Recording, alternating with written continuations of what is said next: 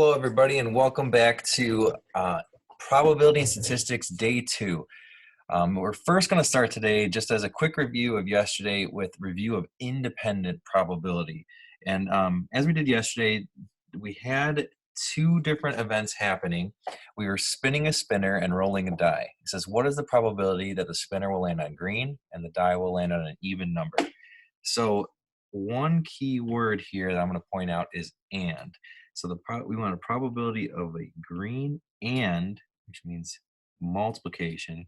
We want a probability of getting an even number on the die. So we can figure out these two probabilities separately and then multiply them. So the probability of green. So we have one green out of potential 6 different slots.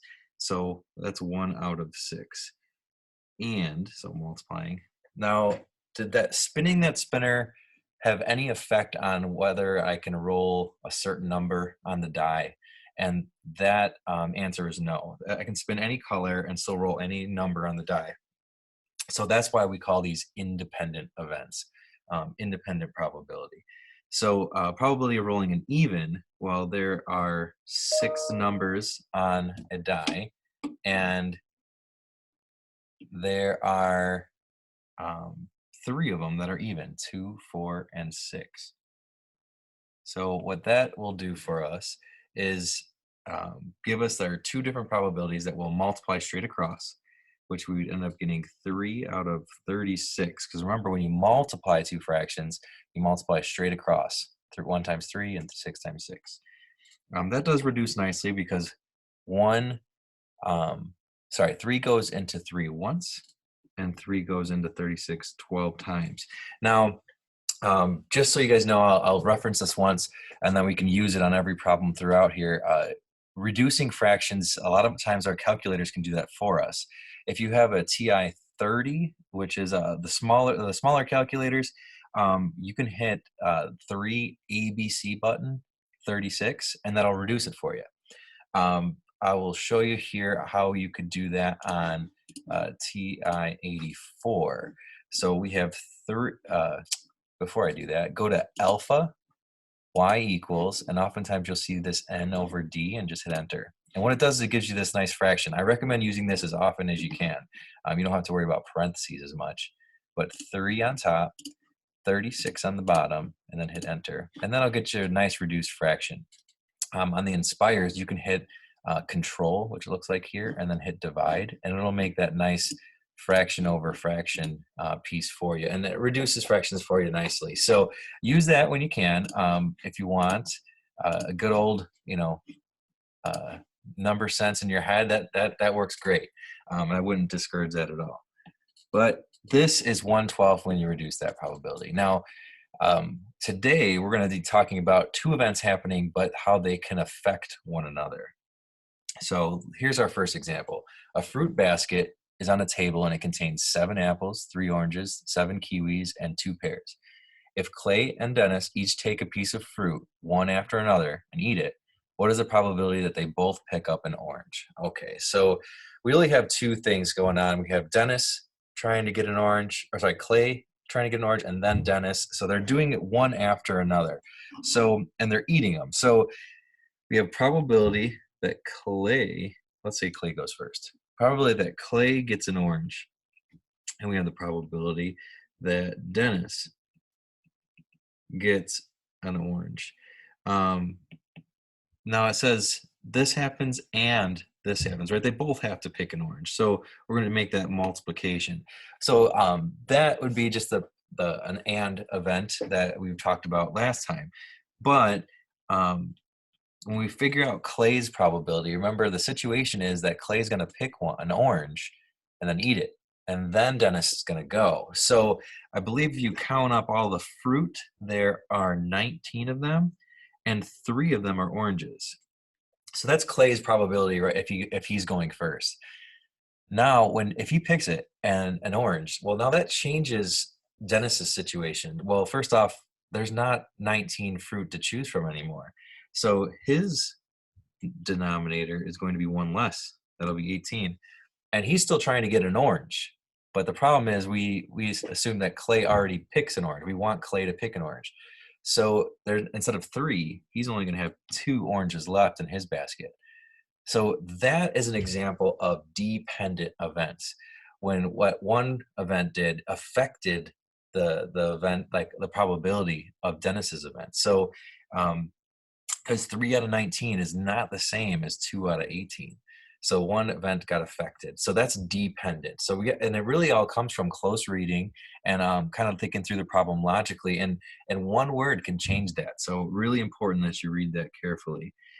But if you do multiply this across, you get some large number that is, you get, I believe 6 on top, and you have 342 on the bottom. And if you reduce that nicely, like I showed you, you'll get 1 out of 57. So 1 out of every 57 times this will happen. About the probability speaking. So if you're having trouble with that, you can always use the decimal format of this, which is like 0.0175. I'll just do 4 decimals. Decimals are an accepted value. Oftentimes we struggle with fractions, so I always tell my students to work with fractions so we can get better at them. So use your calculators to kind of understand how this works. You can also think about it that 6 goes into 6 once. And if you take 342 and divide by 6, you do get 57. So that's reducing that fraction by 6. All right, let's take a look at our next example. 2 cards from the cards below are going to be drawn without replacement. What is the probability of choosing a 10 and then a queen? So without replacement are the key words here, because if you pick one and don't put it back, well, now there's less cards. So it's going to affect the second probability. So let's talk about what our situation is. We want a probability of a 10 and probability of a queen. So here's our situation. Probability of a 10, I believe there are 2 10s here. So there's 2 of what we want, and total there are 7. So probability of picking a 10 the first time is 2 7s. All right, and then you're going to pick a queen. So but let's just say, just for a good visual here, let's say we pick this 10. That's already gone. We didn't put it back because without replacement. So now there's not 7 to choose from. We only have 6 to choose from. And there is only 1 queen available to choose. So that would be the probability of a queen after a 10 has already been picked. And when you multiply this straight across, you get 2 over 42. Which I believe they both reduce by 2. 2 goes into 2 once, and 2 goes into 42 21 times. Or if you divide each by 2, you get that. So 1 out of 20, 1/21st, or 1 out of every 21 times about that situation will happen. All right. And our last problem. Now, normally I leave this as an activity, so we're going to need some more information, but let's see the situation first. 1 person will be chosen at random from this class to stand in front of the room. Once that person leaves their seat, another person will be chosen. What is the probability that 2 boys will be chosen?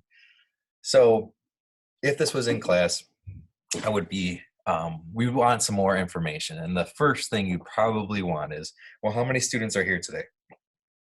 So let's say there are 28 students in class today. Now that's good. We want to pick. Now, what is the situation? What do we want to pick? So it says, what is the probability that 2 boys will be chosen? So we're talking about boys and girls. So we need to know more information about these 28 students. So let's make it easy. And let's say that there are 14 boys and 14 girls. All right, so now we have a little bit more clear idea of what's going on. So everyone's sitting down, 28 students, half are boys, half are girls. Now we want the probability of picking a boy and then probability of picking a second boy. So I'm literally going to write what we just said. I think this really helps. Probability of boy, probability of boy. Now there's 2 events. We want to pick a boy and then get another boy, right? So there's multiplication because we're using the word and. Now for the first pick, there are 28 students. That's for sure. And there are 14, half of them are boys. So that's the probability of the first one. And that's kind of nice. But where the difficulty lies is the second choice. So if a boy is chosen to come up to the front, or if anyone is chosen really, well, now there's only 27 students left to choose from. But let's assume that we did pick a boy the first time because that's what we're wanting, and then there would be one less. So there would only be 13. So that probability of that second boy definitely did change. And so that is your main setup. You can multiply straight across there and get a large number on top and a large number on the bottom. It does reduce kind of nicely, not that nice, to 13 over 54 though. And that's a few examples of how one event affects a second event. The probability of the second event is changed. The numbers there are changed because either you don't replace, and that's a good keyword to look in on, or you just have to read in on the conversation um, about the problem of whether you have is are done one in a certain order or one after another, and it definitely does change some numbers. So reach out to your teacher if you have any questions about these. We'll be available for any help that you need. I hope this did help. Have a good day.